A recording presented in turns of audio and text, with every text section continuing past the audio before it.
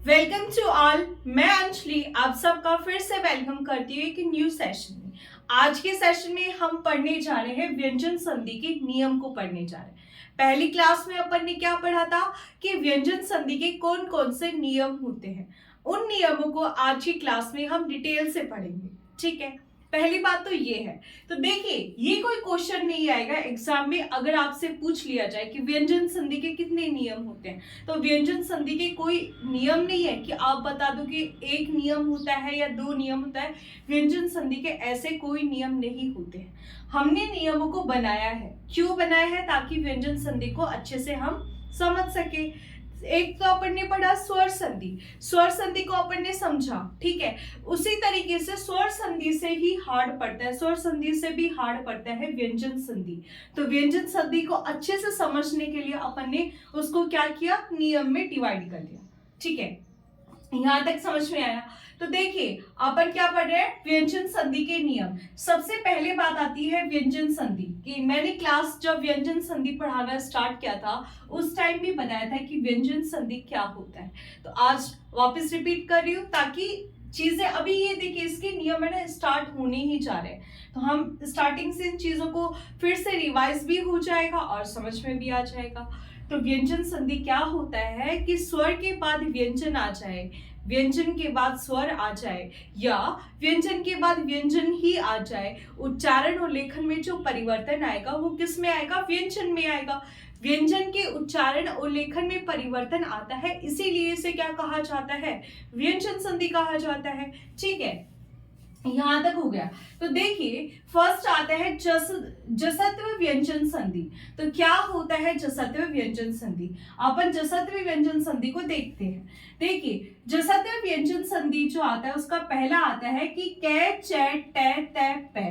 कचट तक के बाद कोई घोष वर्ण आ जाए, किसको छोड़कर, पंचम वर्ण को छोड़कर। तो कचट तक का क्या हो जाता है, गै जै डै ते बै, गजट दब हो जाता है। कि कचट तक के बाद कोई घोष वर्ण, कि कचट तक के बाद कोई घोष वर्ण आ जाए, किसको छोड़कर, पंचम वर्ण को छोड़कर। देखिए, कचट तक जो होता है, हमें पता है कि व्यंजनों के जो वर्ग होते हैं वो कितने वर्ग होते हैं, 5 वर्ग होते हैं। कौन कौन से? कचट तक। ठीक है, कचट तक के बाद कोई घोष वर्ण आ जाए पंचम वर्ण को छोड़कर, तो इस कचट तक का क्या हो जाता है, गजट दब हो जाता है। ये कैसा है, ये वर्ग का पहला है तो ये वर्ग का तीसरा है। ठीक है, तो यानी कि पहले वर्ग का क्या हो जाता है, तीसरा हो जाता है। किसको छोड़कर, पंचम वर्ण को छोड़कर। ठीक है, यहां तक समझ में आया? अब इसका नाम ही है ना जसत्व व्यंजन संधि, क्यों दिया गया है इसको समझते हैं। देखिए, जय की बात करें, जय वर्ग में कौन सा आता है, तीसरे वर्ग पे, तीसरे कै चट है ना। जो जय जो है ना वो वर्ग में तीसरे नंबर पे आता है।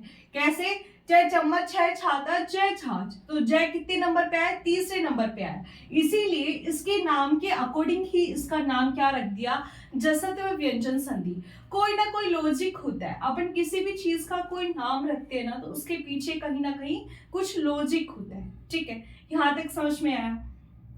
तो कि कचट तक के बाद कोई घोष वर्ण आ जाए, किसको छोड़कर, पंचम वर्ण को छोड़कर, तो इस कचट तक का गजट तब हो जाता है या वर्ग का तीसरा हो जाता है। अब इसके कुछ एग्जाम्पल्स को अपन देखेंगे। कुछ एग्जाम ऐसे करके अपन कुछ कुछ एग्जाम्पल्स को देखते रहेंगे। मैं कराऊंगी कुछ एग्जाम्पल्स, कुछ आप घर पे कीजिएगा। पहले मैं समझा दूंगी, लास्ट में आपको एग्जाम्पल्स होमवर्क के लिए दे दूंगी।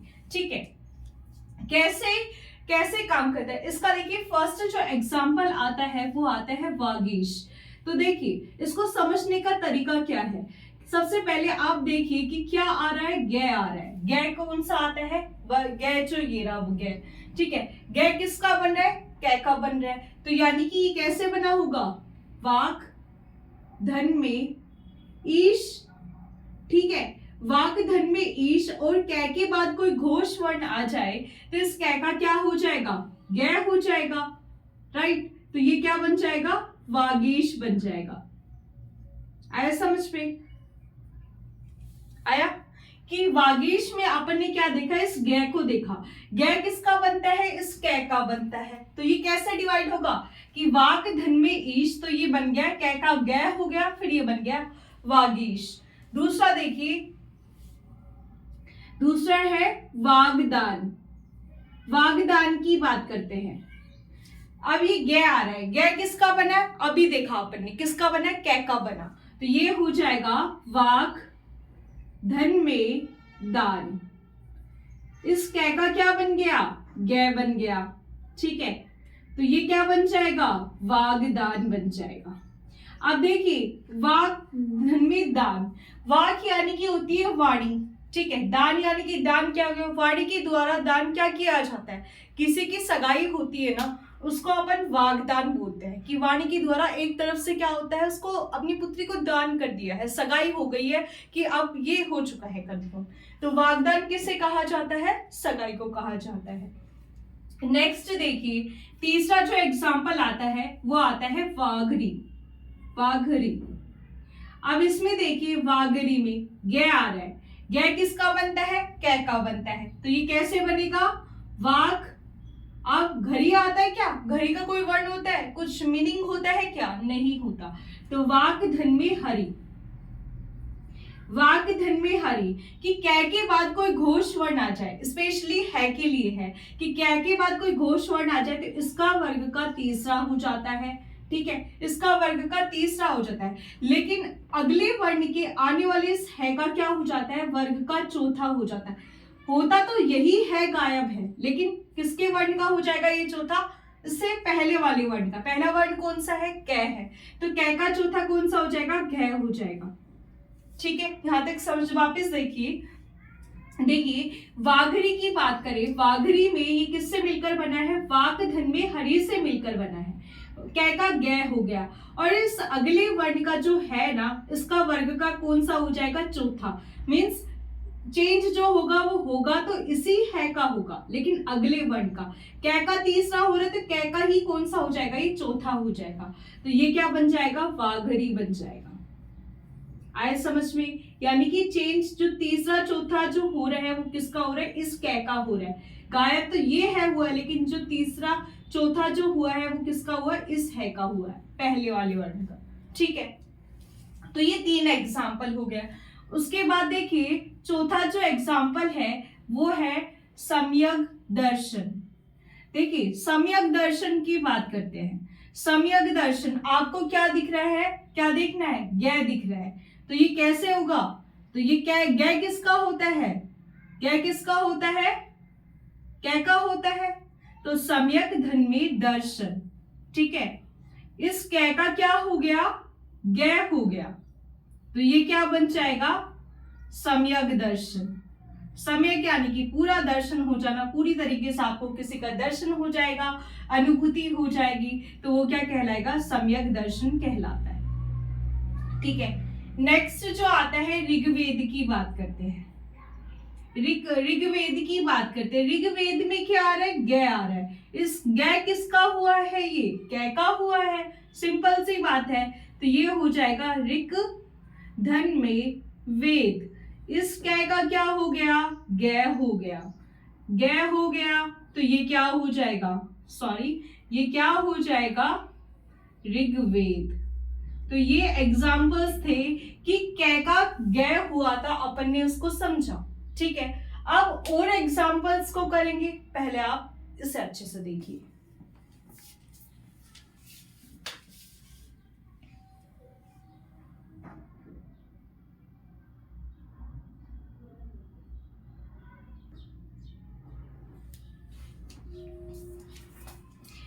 तो देखिए अपन एग्जाम्पल्स को देख रहे हैं। ठीक है, तो अपन ने क्या एग्जाम्पल दिखा कि कै का गे हुआ, किस तरीके से कै का गे होके, जैसे तो व्यंजन संधि की देखा कि किस तरीके से वो कै का गे हुआ, वो एग्जाम्पल्स को देखा।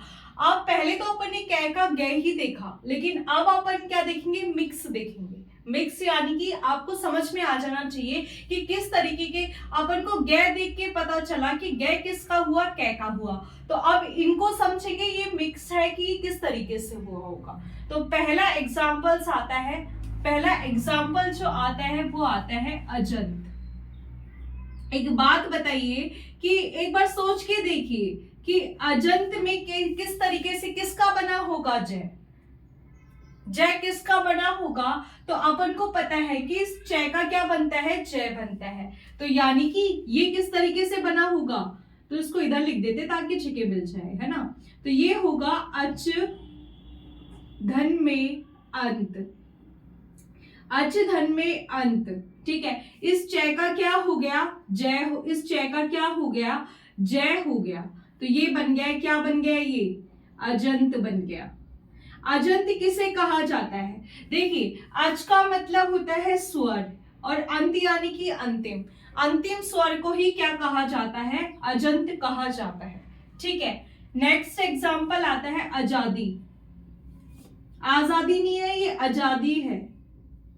ठीक है, आजादी। अब देखिए जय जो हुआ, इसमें आजादी में जो जय हो रहा है वो किसका होगा, चय का हो रहा होगा, क्योंकि चय का ही क्या होता है, जय होता है। तो आजादी की बात करेंगे तो आजादी का कैसे होगा, अच धन में आदि, इस चय का क्या हो गया, जय हो गया। ठीक है, तो ये को क्या बन जाएगा, आजादी। अब देखिए अजंत की बात की, अजंत में क्या बोला अपन ने, अंतिम स्वर, आजादी यानी कि होता है प्रारंभिक स्वर। ठीक है, नेक्स्ट एग्जाम्पल आता है षड ऋतु। षड ऋतु, अब आपने ये नाम देखिए, षड ऋतु, षड ऋतु। अब आप इसको देख के सोचेंगे कि यार ये तो वर्ड ही बहुत हार्ड है, ये किस तरीके से हुआ होगा। तो सबसे पहले अपन को देखना है कि क्या आ रहा है, डे आ रहा है। डे किसका हो रहा है, इस टै का हो रहा है। ठीक है, तो ये कैसे बना होगा, षट धन में ऋतु। ठीक है, इस टै का क्या हो जाएगा, डे हो जाएगा। ठीक है, इस टै का डे हो गया। तो ये क्या, इसको अपन इस तरीके से भी लिख सकते हैं, षड ऋतु इस तरीके से भी लिख सकते हैं, या फिर इसको अपन इस तरीके से भी लिख सकते हैं, षड और ये होगा री और ये हो गया तू, तो इस तरीके से भी लिख सकता है। यानी कि मैंने आपको ये वाला लिख के दिया ताकि आपको लगेगा, पहले तो आपने इसको देखा षड ऋतु, आपने क्या सोचा ये तो बहुत हार्ड वर्ड है, लेकिन इसको देखिए डे किसका हुआ, टै का हुआ, तो इसको इस तरीके से भी लिखा जा सकता है षड ऋतु, और इसको इस तरीके से भी लिखा जा सकता है। देखिए षड यानी कि क्या होता है, छह, ऋतु यानी कि 6 ऋतुओं का जो होता है वो क्या कहलाएगा, षड ऋतु कहलाएगा। ठीक है, नेक्स्ट ऐसे ही एग्जाम्पल जो आता है, जैसे षड ऋतु था उसी तरीके से आता है षड रूप। अब ये भी आपको लगेगा कि बहुत हार्ड है, तो ये भी पहले क्या हो रहा है, इस टै हो रहा है, इस टै का क्या हो जाएगा, इस डे किसका होता है, इस टै का होता है, तो ये हो जाएगा षट धन में रूप।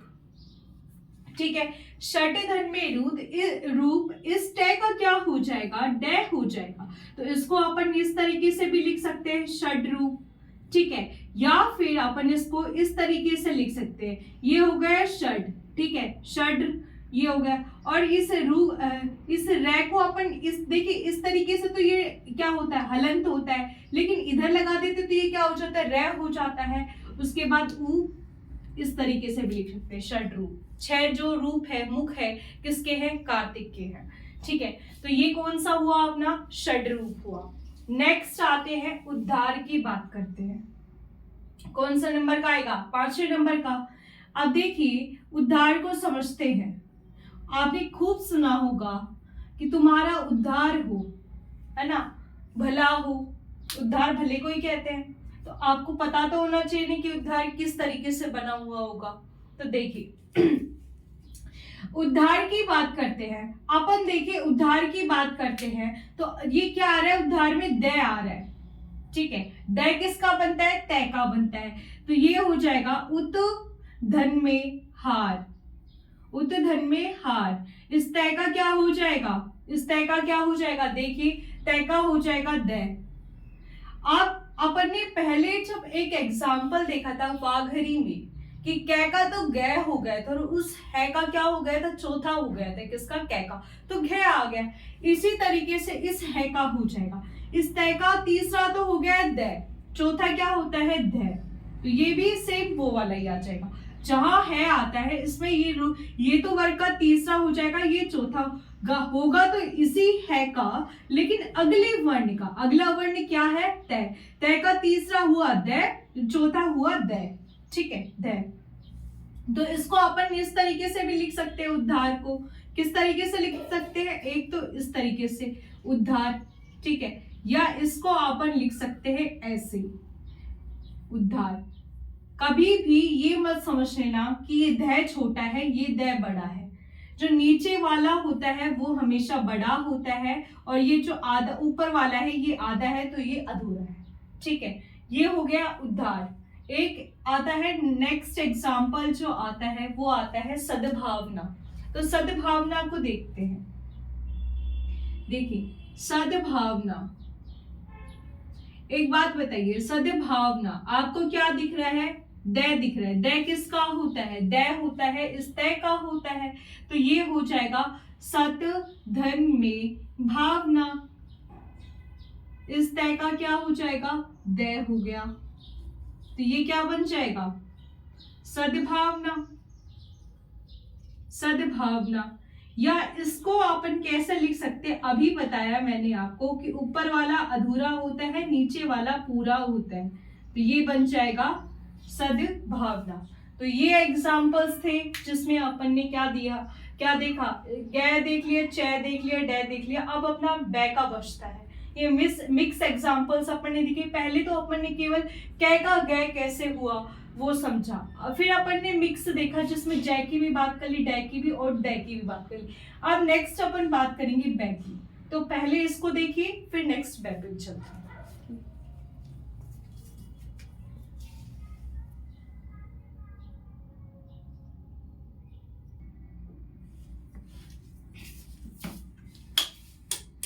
तो देखिए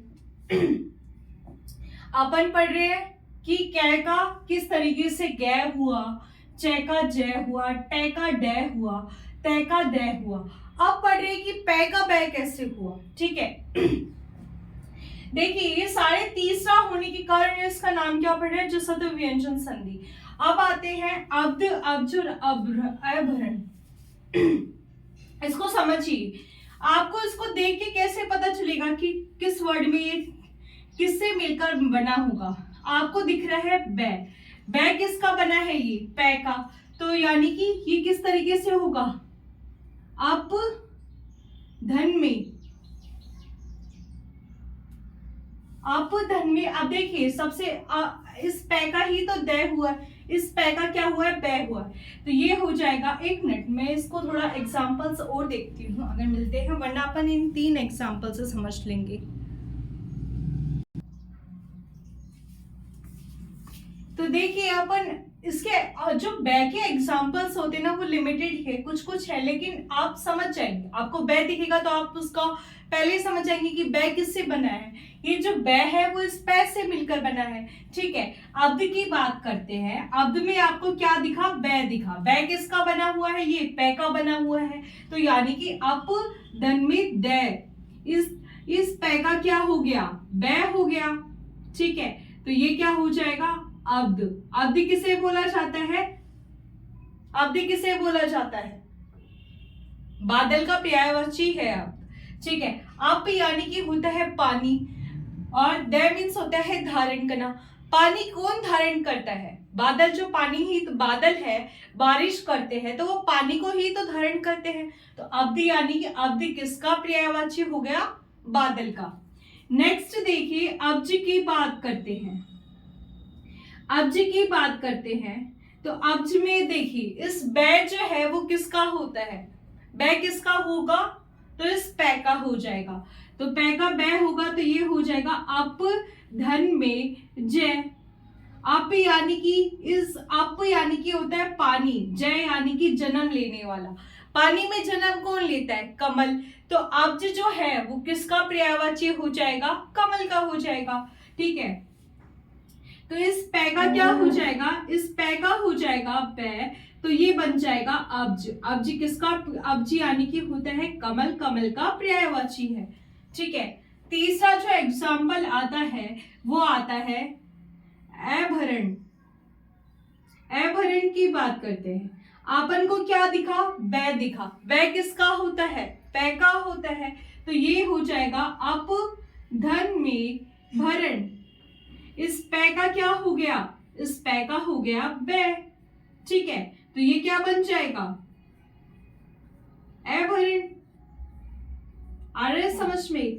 तो ये था अपना कौन सा, जसत व्यंजन संधि का, कि कै चट है तय पे के बाद कोई घोष वर्ण आ जाए तो इस कचट तब का गजट तब हो जाता है, किसको छोड़कर, पंचम वर्ण को छोड़कर। तो अब अपन क्या देखेंगे कि कचट तब के बाद क्या आ जाए, पंचम वर्ण आ जाए तो क्या होगा, कि इसमें अपन ने क्या किया, कचट तब के बाद कोई घोष वर्ण आ जाए, किसको छोड़कर, पंचम वर्ण को छोड़कर। तो अब अपन देखेंगे पंचम वर्ण के साथ क्या होता होगा, कि अगर पंचम वर्ण ही आ जाए तो क्या होगा, ठीक है। तो इसको देखिए पहले,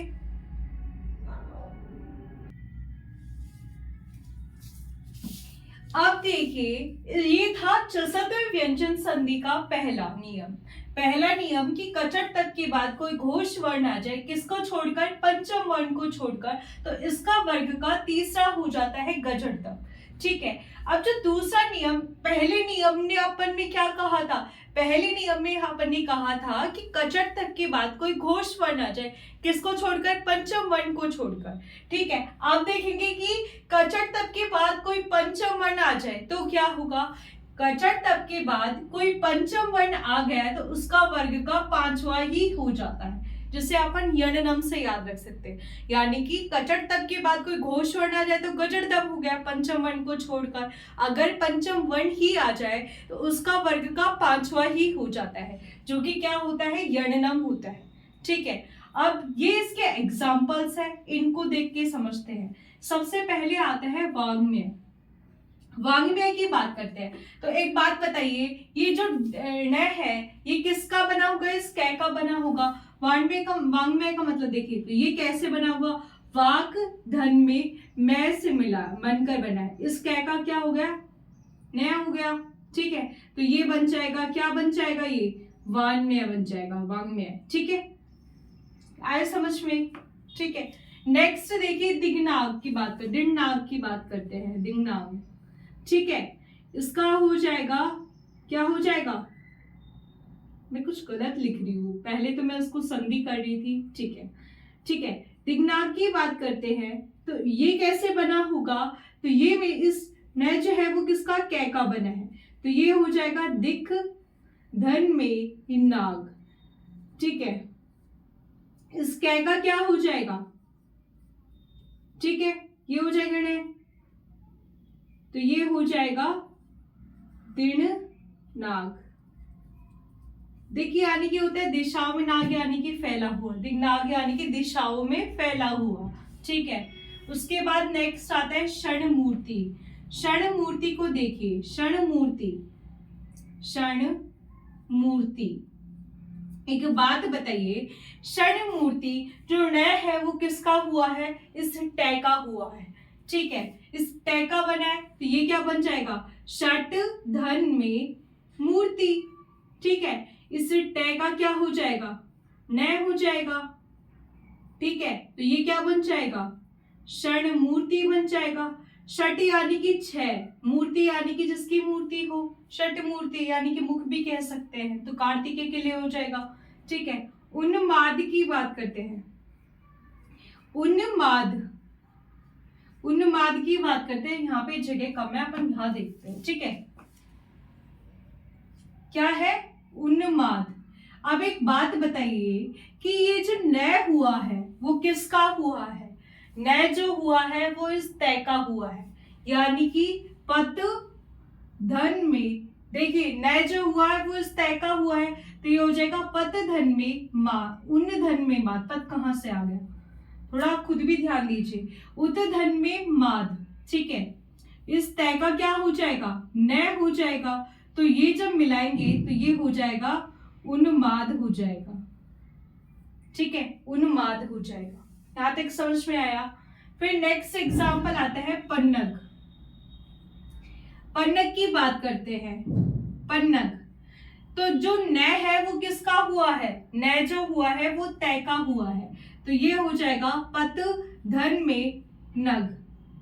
ठीक है, तो इस तय का क्या हो जाएगा, तय का हो जाएगा, तय का क्या हो जाएगा, नय हो जाएगा। तो ये नय हो गया, तो ये मिलकर बनेगा, तो ये क्या बनेगा, पन्नग। पन्नग किसे कहा जाता है, पन्नग यानी कि होता है पैर, नग मीन्स नहीं, पत यानी कि पैर। पैर नहीं है जिसके, किसके है, जो रेंग के चलेगा, कौन, सांप, सांप के पैर नहीं होते हैं। ठीक है, तो ये हुआ पन्नग। तो ये अपन ने देखा जसत्व व्यंजन संधि। ठीक है, अब मैं आपको क्या करूंगी, इन दोनों के मिला के कुछ एग्जाम्पल्स है वो दूंगी, फिर आप उसको प्रैक्टिस करके आएंगे। ठीक है, देन अपन आगे बढ़ेंगे। पहले इसको देखिए,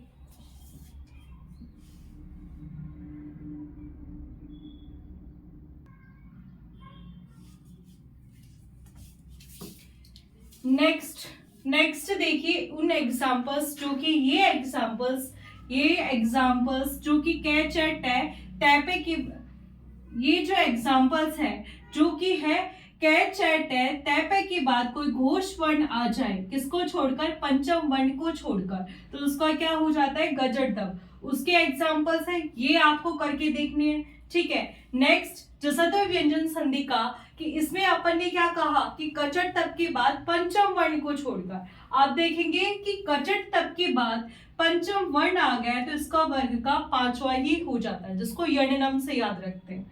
तो ये उसके एग्जाम्पल्स है, ये भी आपको क्या करने हैं, होमवर्क में करने हैं। ये था आज की क्लास में जसत्व व्यंजन संधि। कल अपन दूसरे की बात करेंगे जो कि है चरत्व व्यंजन संधि। ठीक है, तो आज की क्लास में अपन ने किसको समझा, जसत्व व्यंजन संधि को समझा, बहुत अच्छे से समझा। कहीं भी प्रॉब्लम आता है आप कमेंट में कीजिए, मैं उसका आंसर दूंगी आपको। एक बात और है कि आपको पता है कि 5-6 अप्रैल को क्या हुआ था, राजस्थान एसआई का एग्जाम हुआ था। ठीक है, तो आप देखिए अपन ने हिंदी स्टार्ट ही की है, जहाँ पे अपन ने वर्ण विचार को पढ़ा और संधि अपनी जो चल ही रही है, उसमें से आपने देखा होगा कि 5 तारीख को 2 क्वेश्चन आया था। एक था अक्षोहिणी और एक क्वेश्चन और था जो मेरे याद नहीं आ रहा, पर वो अपवाद में था। ठीक है, तो 2 क्वेश्चन तो आपको अपवाद में से ही मिल गए, और कई सारे क्वेश्चंस और थे जो संधि अपन ने की थी, स्वर संधि वगैरह, तो उससे मिल गए। तो देखिए कितना फायदा है, मतलब अपन इसको ले रहे हैं, ऐसे हल्के में ले रहे हैं, बट ये हल्के में नहीं, इससे क्वेश्चन पूछे जा रहे हैं। अगर आप इसको ध्यान से समझेंगे तो आपको समझ में आएगा। कहीं भी प्रॉब्लम आती है आप मुझसे पूछिए, और अपनी सीरीज को आगे बढ़ाते रहेंगे धीरे धीरे करके। जैसे अपना वर्ण विचार कंप्लीट हुआ, देन संधि खत्म होगा, और एक दिन ऐसा आएगा कि अपन ने हिंदी कंप्लीट कर चुके होंगे। ठीक है, तो आज की क्लास में अपन ने क्या देखा, जसत्व व्यंजन संधि। तो कल की क्लास में देखेंगे चरत्व व्यंजन संधि। तो आज की क्लास को अपन यही कंप्लीट करते हैं। So thank you.